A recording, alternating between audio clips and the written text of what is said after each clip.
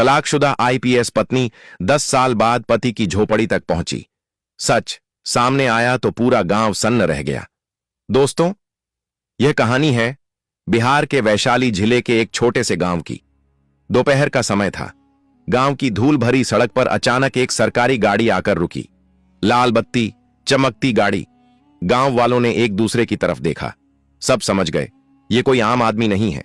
गाड़ी का दरवाजा खुला। जैसे ही एक औरत बाहर उतरी, पूरा गांव खामोश हो गया। वह थी आईपीएस अंजलि सिंह, वर्दी में, सख्त चेहरे के साथ, लेकिन आंखों में कुछ ऐसा था जो वर्दी से छुपा नहीं था। उसकी नजरें सीधी उस टूटी फूटी झोपड़ी पर टिकी थीं जहां 10 साल पहले उसका रिश्ता टूटकर बिखर गया था। झोपड़ी के अंदर था मनीष, वह आदमी जो कभी उसका पति था। अंजलि झोपड़ी के दरवाजे पर आकर रुक गई और वहीं उसकी आंखों के सामने 10 साल पुरानी जिंदगी घूमने लगी। तब यही धर्मपुर गांव था, लेकिन तब अंजलि आईपीएस नहीं थी। तब उसके हाथों में किताबें होती थीं और आंखों में बड़े सपने। वह उन लड़कियों में से नहीं थी जो किस्मत के भरोसे जिंदगी गुजार देती हैं। मनीष को उसने पहली बार स्कूल में देखा था। धीरे धीरे बातें शुरू हुईं, फिर मुलाकातें और फिर दिल। अंजलि ने अपने सपनों के बारे में बताया। बोली, मैं अफसर बनना चाहती हूं। मनीष ने न हंसकर उड़ाया न सवाल किया, बस शांति से कहा, मैं तुम्हारी मदद करूंगा, बस तुम अफसर बन जाओ। यही बात अंजलि को सबसे अलग लगी। न शक न रोक, सिर्फ भरोसा। धीरे धीरे प्यार हुआ और फिर शादी। शादी के बाद जिंदगी मुश्किल थी लेकिन खूबसूरत। अंजलि रात रात भर पढ़ती। मनीष पास बैठा रहता, कभी पानी रख देता तो कभी किताबें। पहली बार जब अंजलि परीक्षा में फेल हुई, वह पूरी रात रोती रही। मनीष ने कोई लंबा भाषण नहीं दिया, बस उसे सीने से लगाया और कहा, इस बार नहीं हुआ तो क्या हुआ, हम फिर से मेहनत करेंगे। दूसरी बार भी नहीं हुआ। गांव वालों के ताने शुरू हो गए। मनीष ने सब सुना और चुप रहा। तीसरी बार जब रिजल्ट आया, अंजलि का नाम लिस्ट में था। मनीष देर तक उस कागज को देखता रहा, फिर धीरे से बोला, अब तुम अफसर हो गई। उसकी आवाज में गर्व था। लेकिन यहीं से सब बदलने लगा।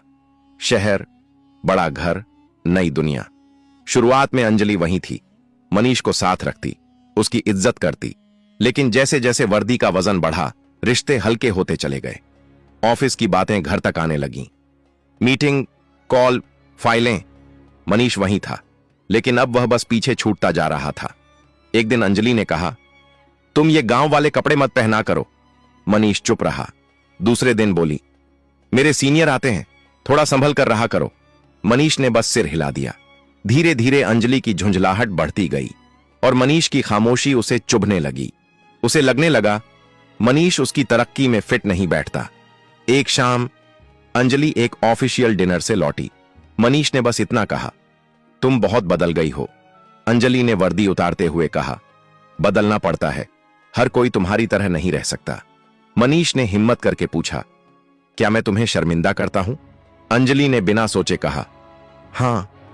वह एक शब्द मनीष को अंदर तक काट गया। उस रात उसने खाना नहीं खाया और अंजलि ने नोटिस भी नहीं किया। फिर झगड़े आम हो गए। अंजलि को लगता मनीष उसे रोक रहा है, मनीष को लगता वह खुद को खो रहा है। एक दिन अंजलि ने साफ कह दिया, मैं इस रिश्ते को अब ढो नहीं सकती। मनीष देर तक चुप रहा, फिर बोला, तो छोड़ दो। उस आवाज में गुस्सा नहीं था, सिर्फ थकान थी। तलाक हो गया, ना रोना ना समझौता, बस कागजों पर एक रिश्ता खत्म। अंजलि ने सोचा उसने सही किया। मनीष गांव लौट आया बिना किसी शिकायत के, और आज 10 साल बाद आईपीएस अंजलि खाकी वर्दी में सरकारी गाड़ी के साथ पूरा रुतबा लेकर उसी झोपड़ी के सामने खड़ी थी जहां कभी उसका सब कुछ छूट गया था। लेकिन उसके दिल के अंदर कुछ अजीब सा कांप रहा था, जैसे कोई पुरानी चोट फिर से जाग गई हो। अंजलि ने धीरे से दरवाजे पर दस्तक दी। अंदर से धीमी थकी सी आवाज आई, आ रहा हूं। दरवाजा खुला। सामने मनीष खड़ा था। वही मनीष, लेकिन बिल्कुल बदला हुआ। शरीर पहले से पतला, कंधे थोड़े झुके हुए, चेहरे पर थकान की रेखाएं और आंखों में एक अजीब सी शांति। ऐसी शांति जो बहुत कुछ सह लेने के बाद आती है। उसने अंजलि को देखा, फिर उसकी खाकी वर्दी, फिर कंधों पर चमकते सितारे, और बस इतना कहा, यहां क्यों आई हो? अंजलि एक पल को वहीं ठिठक गई। उसे लगा था मनीष उसे देखकर चौंक जाएगा, शायद नाराज होगा, शायद कुछ कहेगा, लेकिन वह ऐसे खड़ा था जैसे रोज किसी अफसर को इसी तरह देखते रहने का आदी हो। झोपड़ी के अंदर की दुनिया, झोपड़ी के अंदर हल्की सी धूप छन रही थी। मिट्टी का फर्श, एक कोने में पुरानी चारपाई, दीवार से टिकी एक टूटी सी कुर्सी। अंजलि ने चारों ओर देखा। यह वही झोपड़ी थी, लेकिन अब और भी छोटी लग रही थी, जैसे समय ने इसे भी सिकोड़ दिया हो। बैठिए, मनीष ने कुर्सी की तरफ इशारा किया। अंजलि पहली बार हिचकिचाई। इतनी बड़ी अफसर होते हुए भी आज उसे बैठने में झिझक हो रही थी। वह कुर्सी पर बैठ गई। मनीष चारपाई के किनारे। बीच में एक अजीब सी खामोशी थी, ऐसी खामोशी जिसमें शब्द नहीं होते, बस यादें बोलती हैं। गांव में खबर फैल चुकी थी, मनीष की झोपड़ी पर आईपीएस मैडम आई हैं। लेकिन हैरानी की बात यह थी कि कहीं कोई शोर नहीं था, कोई भीड़ नहीं थी, बस चुप्पी। अंजलि को लगा यह चुप्पी सामान्य नहीं है। मनीष उठा, मटके से पानी निकाला, एक गिलास में भरकर अंजलि की तरफ बढ़ा दिया। अंजलि ने गिलास पकड़ते समय उसके हाथ देखे, वही हाथ जो कभी उसके लिए खेतों में दिन रात मेहनत करते थे, अब और भी ज्यादा खुरदुरे हो चुके थे। उसने पानी पिया। आप यहां क्यों आई हैं? मनीष ने पूछा। यह पहली बार था जब उसने तुम नहीं, आप कहां था। वह एक शब्द अंजलि के दिल में चुभ गया। मैं। वह रुक गई। आईपीएस अफसर के पास हर सवाल का जवाब होता है, लेकिन आज उसके पास अपने आने की वजह का जवाब नहीं था।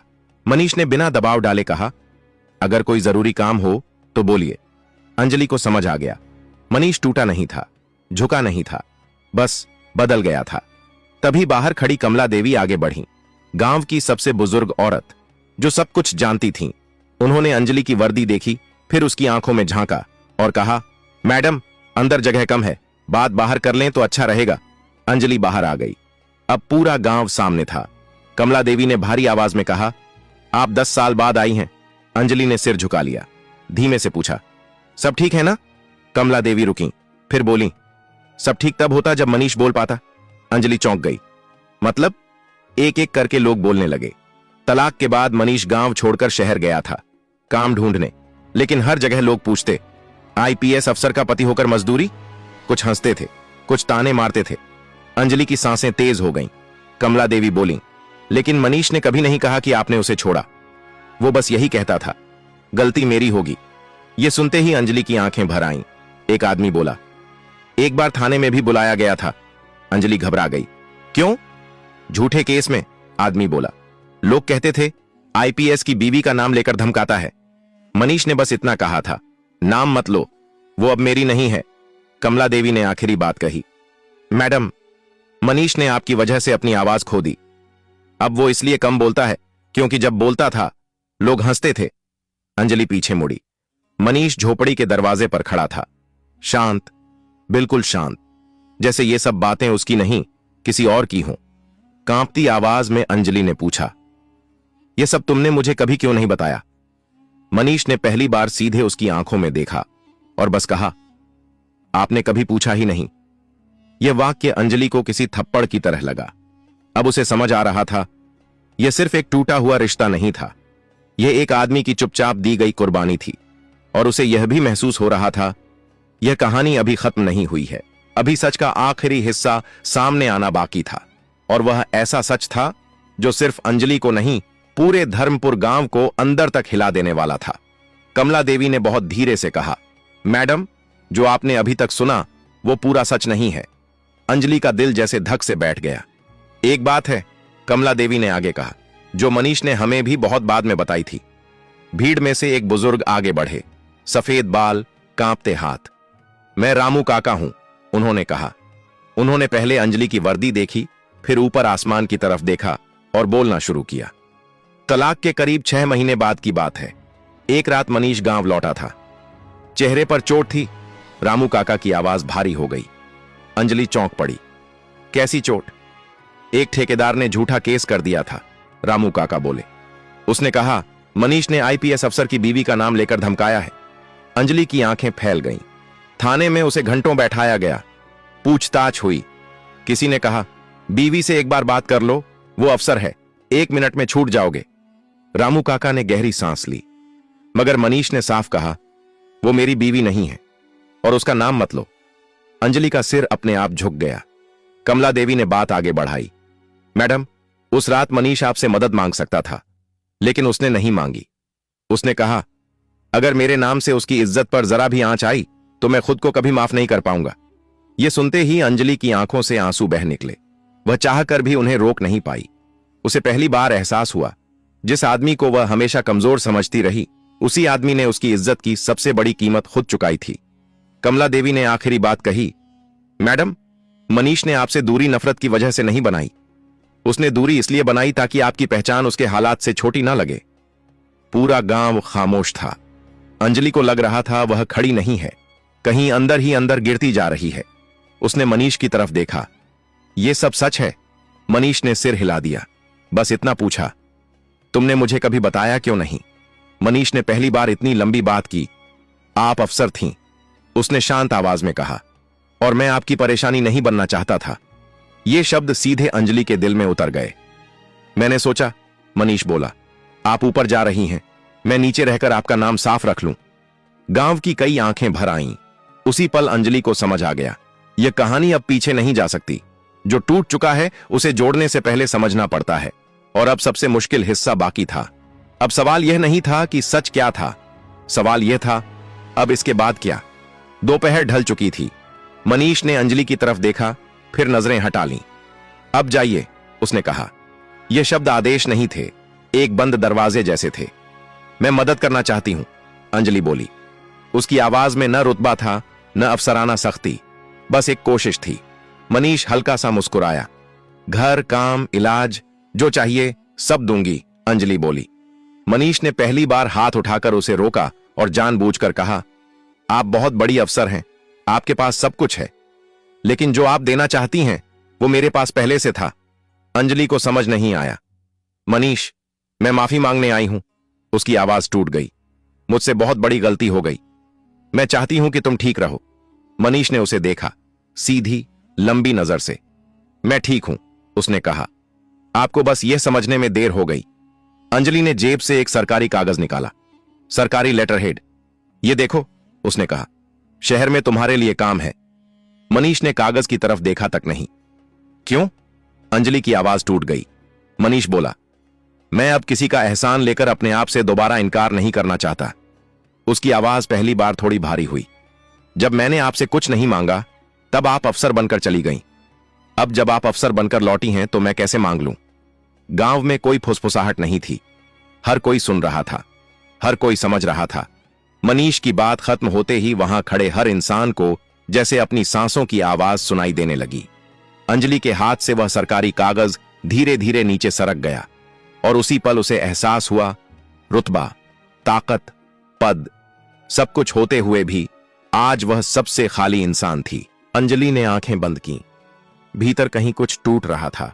वह बोली, मनीष, मैं सब कुछ वापस नहीं ला सकती, लेकिन अगर मेरी वजह से तुम्हें कभी भी कोई दर्द मिला है तो उसका बोझ मैं उम्र भर उठाना चाहती हूं। मनीष ने हल्की सी सांस ली। उसकी आवाज अब भी शांत थी, लेकिन उस शांति में एक लंबा सफर छिपा था। दर्द सबको मिलता है अंजलि, फर्क बस इतना है कि कुछ लोग दर्द को आवाज बना लेते हैं और कुछ लोग उसे खामोशी बना लेते हैं। मैंने खामोशी चुनी थी। कमला देवी आगे बढ़ी।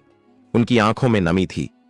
मैडम, मनीष ने कभी किसी से शिकायत नहीं की, लेकिन यह गांव जानता है कि उसने कैसे खुद को संभाला। वह खेतों में काम करता है, बच्चों को मुफ्त पढ़ाता है। गांव के लड़के कहते हैं, अगर मनीष भैया जैसा इंसान बन गए तो जिंदगी जीत लेंगे। अंजलि चौंक गई।